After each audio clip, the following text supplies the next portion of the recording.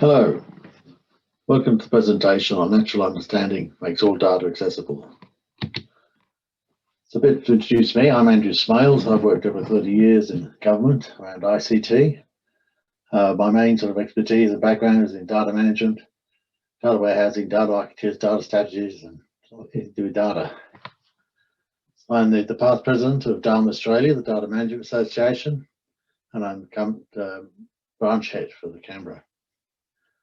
I'm a bit obsessed with data skills and training. I organise the Australian version of the Data Modelling Zone, which is an international conference run in Europe and and the US every year. And I'm a bit obsessed with cognitive technology, which we'll cover today. So we just have a brief presentation today about just quickly to cover what is natural understanding, what are the challenges that need to be overcome, and then a quick look at what an advanced capability looks like in the demo. And if you want to find out more, please come to our booth.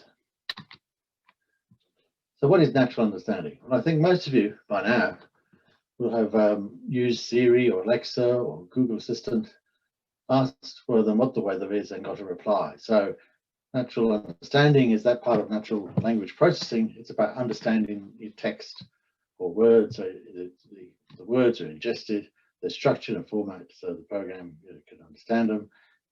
Some algorithms applied to get the response, and that is then put back in the form of a human voice or whatever. Now, if you're like me, you can quickly test the limits of how much like Alexa or Siri or Google Assistant knows in the state of its vocabulary. So there's got a defined application. So what we're interested in talking about today is a much broader language and a much broader semantic landscape. So I think it's pretty, talked about a lot about the fact that agencies consume and use and produce a huge amount of unstructured data. It's all part of the daily work of government, really, at all levels of government. Now, much of this data, is in file shares or in document management systems, and it's sort of all over the place in terms of being able to find it and make use of it, and to determine it for sort of records management or other sort of processes, what to do with it. So there's another part of this, though, which my interest is in how we build, applications. So a lot of the focus today is on building applications to solve business problems, and these sort of applications are based on taking unstructured data and firms to a form of information, setting aside digital or data from the devices and things like that. But we take unstructured data, we enter it into a system, and so we make it usable and findable and discoverable in a system. So the challenge is that how much data we put in is constrained by the time, the budget and the requirements of business and things like that. And so we have a situation where we might create a customer database for council, and that database system might have a screen where you can enter a complaint received from a customer, and so complaint type and a brief comment. So you might have a comment saying complained about a dog, and that's about it. But on the somewhere else in the organisation, there's a transcript of that conversation, and that conversation might have been explaining that the school bus is always late, the school kids are kicking down the old wooden fence of this council house where a 90-year-old woman lives, and the dog is escaping and running across the road. So that information is currently not available in detail. So really, in my view, into the future, what we need to do is turn the perception around. If we can make all data accessible, then applications become much more about just master data management and dealing with the particular calculations and other sort of problems. But all the ancillary reference data and everything else is available through a query in natural language. So if we sort of achieve this, then we would be a long way forward in sort of knowledge discovery, finding information, understanding information, connecting with external sources and things like that. And we'd also have a much better idea about, much better position about intelligent process automation. Now, or communication, why we have so much unstructured data, or why we use unstructured data, is because it's the medium for communication. And so it's a way we actually talk to each other and explain each other. We put it in written form to record it and things like that. So at the moment, information workers struggle to find information. It's very time-consuming, reading long documents, and information is hard to find and not available in a timely manner. So if we were to, make all data accessible, and we could then start to look at these sort of types of use cases within government. Now, the ones that I've listed here are ones that I've found in that have been already implemented in the Europe and the US. So these are already out of the box, implemented things. And so it's in the public sector, back office automation, looking compliance and regulation documents and search them and matching documents to see if they're complete and accurate. Digital experience in terms of chatbots and things like that, and intelligent process automation. And on the defense and intelligence side, there's open source intelligence, which is looking at multiple source intelligence for insights, cybersecurity, content enrichment, so taking the police records and extracting out the information and loading that into common databases, etc., etc. So there's a lot of use cases in government. So the challenge about understanding language is the words, and the fact that, in language, in all the languages, Italian, French, or whatever, we use the same spelling of a word in different meanings and different contexts. So you have here a little sentence that says, the governor pen gave Peter a pen and asked him to pen a story about a flightless pen. So this thing, to actually quickly understand that sentence, you have to know that a pen is a female swan, the writing implement is a pen, and to pen is to write a document. It is something which has to be, it's something we learn at school over time, and learn in great detail. And it's very hard to mimic and produce statistically. So the second complex part about language is that we can take a simple sentence like this one up here. Officers of Heathrow recently seized heroin packed in the shells of Mitta. And we can say, oh yes, Heathrow is an airport, it's an international airport, it's in London, London's in England and in the United Kingdom. Heroin's a hard drug, there's all sorts of chemicals involved in it. And we can say, oh yeah, Mitta, that's a snail. It's a long sort of snail. It's a mollusk and things like that. So we can apply all this external information to that sentence to enrich it, to make it understandable. So, to actually get a human understanding to the depth of a human can, you need these, to have this relationship sorted. So a few years ago, I got sort of interested in this business of trying to understand unstructured data. There's an agency I was working with who was asking about integrating structured and unstructured data. I really don't know what the solution was. So I did some research, and so it was going to be a complicated process because there's lots of solutions out there. Hundreds of different sort of companies coming up with different solutions around natural language processing. And unfortunately, I'm not a statistician. I'm not much of a linguist, and I've got dyslexia. So I thought it was going to be a bit of a challenge. But fortunately, a Dharma person in the US put me onto a company, what's called Expert System, which renamed to Expert AI. So Expert AI is probably one of the oldest AI companies in the world. It goes back over 20 years. And it is today about in terms of revenue, about the largest company, AI company in Europe.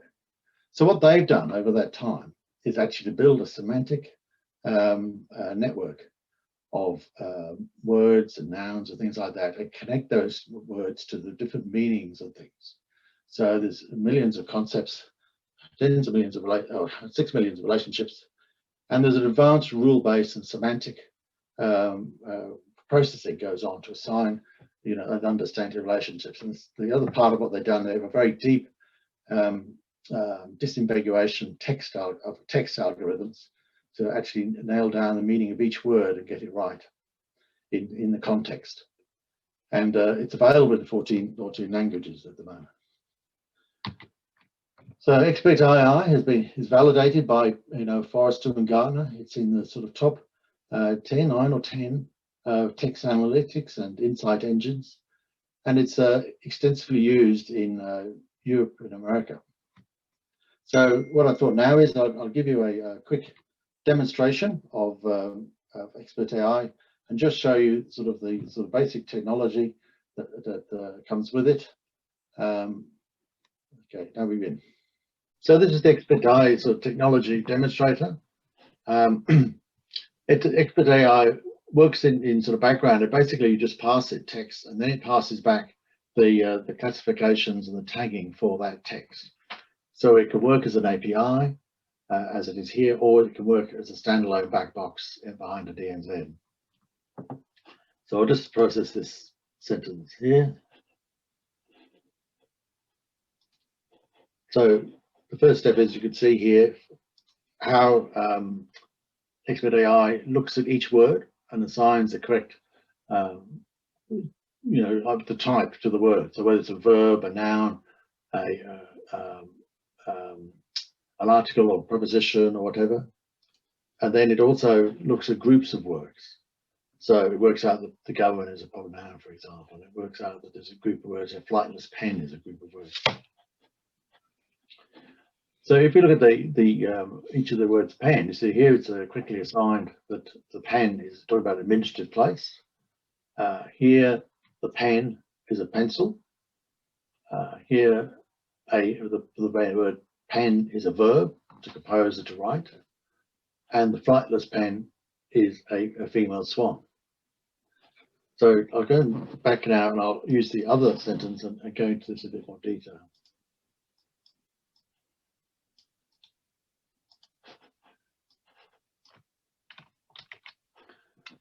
So the other sentence was, officers at Heathrow recently seized heroin packed in shells of mitre.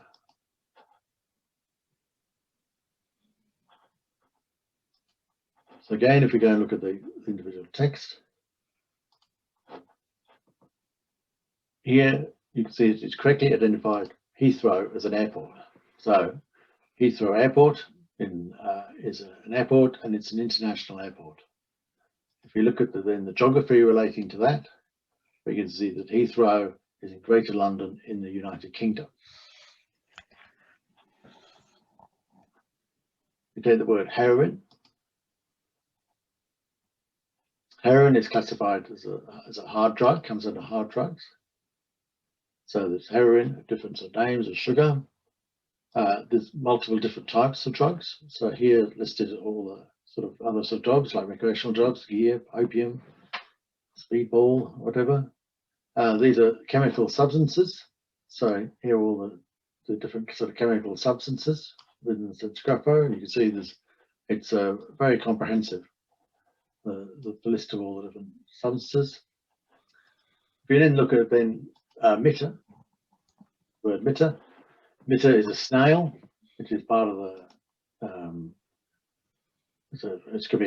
which is part of a family, which is called the garden snails, scorpion snails. It's a gastropod. So here with all the classifications of gastropods and words used, which is a mollusk, which is invertebrate, and whatever. So you can see there's a chain here of network of connecting the different words and their meaning and how to group them and categorize them. So if we could do that, then we can classify this sentence against standard taxonomy. So here's the first one, is a media taxonomy. And so it's classified this sentence here as about gang activity and animals. Then go to the crime taxonomy.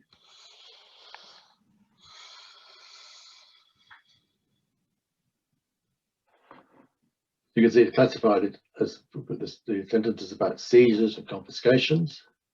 And lastly, if we try the intelligence taxonomy, it's also classified as gang activity, illicit drugs and controlled substances, and air transportation. So you can see this very simple sentence has been classified in multiple different ways, depending on the taxonomy and the particular requirements of the business, what they want to do. So other parts of how Cogito works is to understand all of that. It builds builds a semantic sort of knowledge map, and so you can then look at the components of the knowledge map. So it talks about heroin was packed in a shell, and the shell was a emitter. The officer recently seized at Heathrow heroin. So basically, it breaks it down into triplets, which is subject action oriented, which is sort of like the fundamentals we learn at preschool about the English language. So the officer seized an object, which recently heroin at Heathrow Airport. So you can see if you get a really deep understanding of text, it opens up the potential to all sorts of human-like reading and interpretation of documents and things like that in terms of understanding. So now what I'll show you is what happens if you get a whole do a whole article. So there's an article in the BBC today about Google. So what I'll do now is I'll process this article, and then we could talk about what it looks like when you do an article.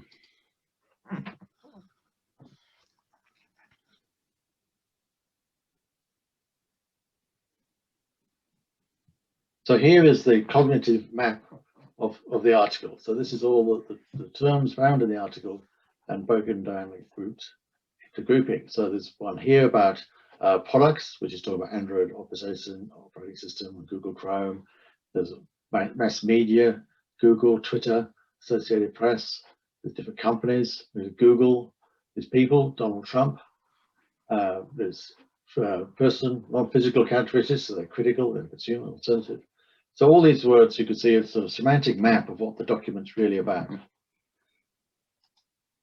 In terms of the sort of relationships, we can see here that we could go, again, we can look down into the detail. What's Donald Trump got to say? Well, he speaks about it at a rally. He's accused Google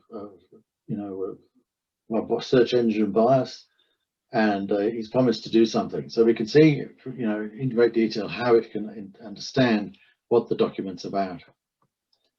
We can also then look at the categorization.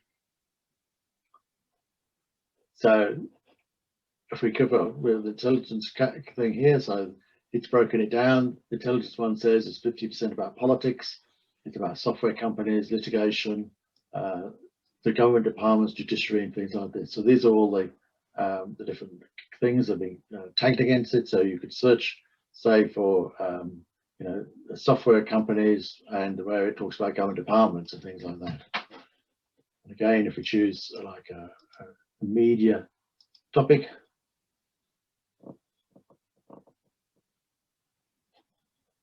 you can see that it's talking about legal activity, it's about information and computing technology, it's talking about head of state, which is Trump, presidency, and it's got national government, so just Department of Justice, federal government, another US government, and things like that.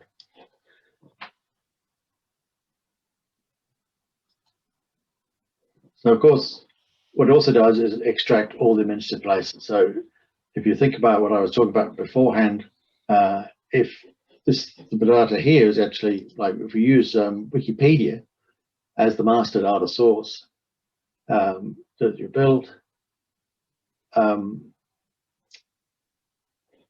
Donald Trump was already there, but anyway, you can see the flags and a picture of Donald Trump and the logo for the Department of Justice have been brought in from a sort of a master data thing, which in this case is Wikipedia. So you can integrate the data. So if you can do that to a document, now let's go and look at what you can do with a group of documents.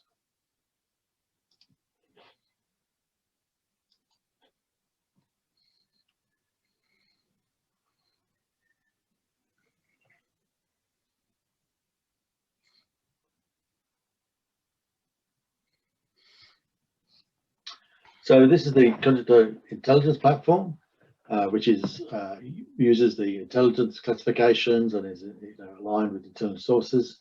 There's other similar ones for finance or any other sort of particular topic you want to look at. You just change the sources and the classifications. So here in the last, the 670 documents have been imported in the last 24 hours, and there's 9,000 documents during the day. And you can see here the major sort of trends about who's talking about what in terms of people talk about Mars, London, and the British National Party.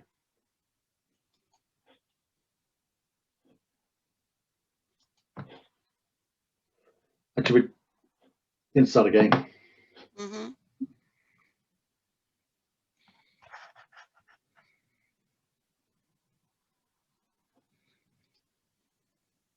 Oh.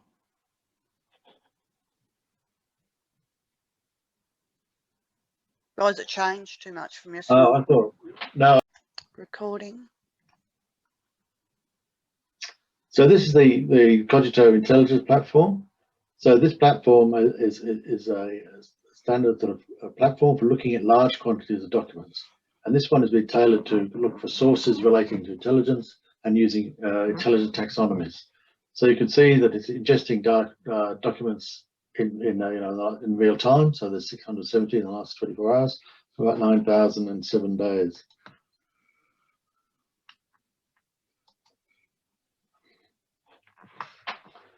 So here you can see up here there's 161,000 sort of documents. You can see that these documents coming from 5 different languages, so we can turn off German and Italian. You can see here the sources of the data. So there's nearly 300 data sources and data flows that are being used. So it's a very wide range of documents, and these are the results in the last that have come from those sort of sources.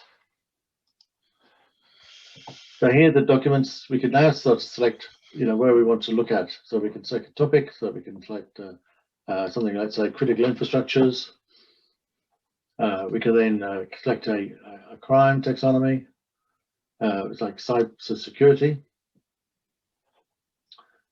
We can then say, well, what's the main things people are talking about crime and cyber security today? And so they might say something around sort of hackers. I can't see the name, but let's say hacker there. So here are all the documents it's found related to hackers, and you can see if you click on here, you can look at the text of the document, and you can look at sort of the taxonomy and where it talks about where it's decided around hackers, and where it mentions hackers and things like that. And you can also select around what are the organizations being talked about in this document here. And if you want to look at the original source, you can click on it. And it goes to the source, this is a search security magazine here, news article on the hackers. So this provides a great deal of flexibility for somebody who wants to do searches and to do deep analysis into open and complex documents. There's a capability to do analytics, do case management. So you can set up a case. I set one up earlier today for Scott Morrison. He hasn't been mentioned yet. And then you can set up a case. So a case can be shared with people to work on, and targets is particular things you're targeting to get information about. So in this case, I set up something for Rio Tinto, who also hasn't had lead alerts. But anyway, so that's the Cogito intelligence platform. So Expert AI's capability to understand all data with great accuracy has meant that it has a large sort of number of use cases across, again, America, Europe, and the Middle East. And you can see it's primarily in sort of industry groups who are dealing with a large amount of information, so large organizations, large amounts of information, and having to deal with complex information problems. So there's the government, media and publishing, oil and gas, and banking, insurance, and things like that. So as Expert AI works at the data level in understanding all data and to a high degree of accuracy, it can integrate with any sort of other technology. So with use cases around Microsoft SharePoint, use of the UiPath, automated everywhere, things like MarkLogic or Zenodo also. So a lot of technologies can use and be enriched by using Expert AI. So you could try Expert AI for free. Most of the companies who on the last of the screen came to use Expert AI because they've been trying other techniques and they hadn't got the level of accuracy required. And there used to be a sort of a proof of concept where you give us 50 documents that you think you've got the most out of, and we'll show you what we can do. Well, you can now try it for yourself, and you can register on Expert AI and register to be a developer and develop your own application. So the release, this is only in sort of beta release at the moment, and it will be in a major release in March. So just to summarize, what to look for. If we're going to understand all the data in an organization and make it accessible and for multiple use cases, then it needs to be accurate and understandable.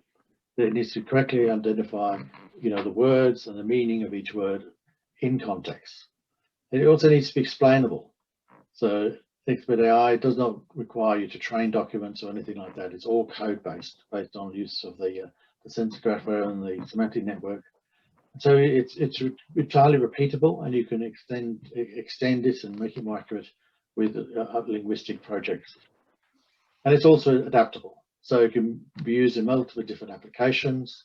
It enables to grow more data sources, and there's multiple technology partners, as I mentioned. Okay, thank you for attending. It was only a brief overview of natural language understanding. Quite happy to talk more about this and more about what happens if you make all potential really to change your whole sort of IT environment by making data more actionable. We can also talk about specific use cases about what's happening around the world and what are they currently doing. So please come and visit us at our virtual booth or contact me if you'd like to find out more. So thank you very much. Bye.